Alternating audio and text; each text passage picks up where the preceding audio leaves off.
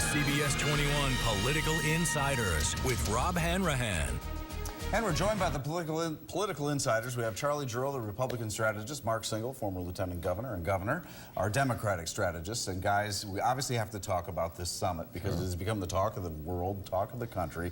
Mark, your initial thoughts on what was actually accomplished? Well, I was watching it, and my first thought was it's certainly better to shake hands than to be firing missiles at each other.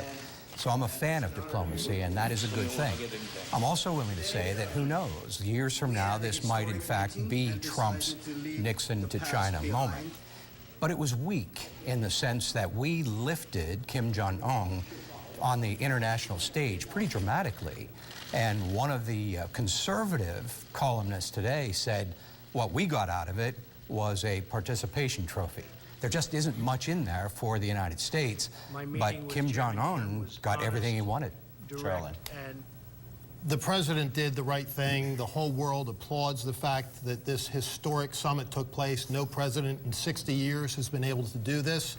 I don't disagree with Mark, though, that we have to keep in sight the fact that this is a dictator of the worst sort, a mass murderer, somebody who runs the most repressive regime in the world, and bluntly, somebody who can't be trusted.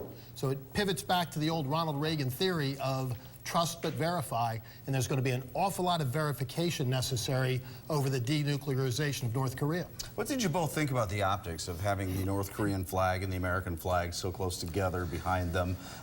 There's a video produced by the White House that shows the president and Kim Jong-un basically on the same playing field. Mark, right. your thoughts on how the whole thing just played out visually, because that was very important to how it played out in the world. Honestly, I was cringing a little bit because, again, Kim Jong-un got exactly what he wanted. He wanted parity with the President of the United States, and the flags were aligned together. They shook hands and, you know, made nicey-nicey. And then for some reason, Trump, in his post-summit press conference, continued to lavish praise on him.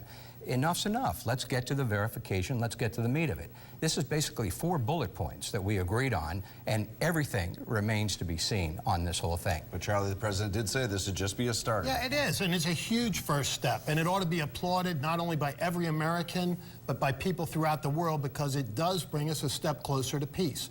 And bluntly, politics has to end at the water's edge. When the president is on foreign soil doing any form of diplomacy, the entire country needs to be behind him. And I think for the most part, minus the extreme left wing, they are. Mark, do you find it interesting that you can go from Little Rocket Man to this kind of relationship in a matter of months? Yeah, it's mind-boggling. You know, you get whiplash trying to follow Donald Trump. I mean, you don't even have to go back to Little Rocket Man. You can go back to the G7 summit.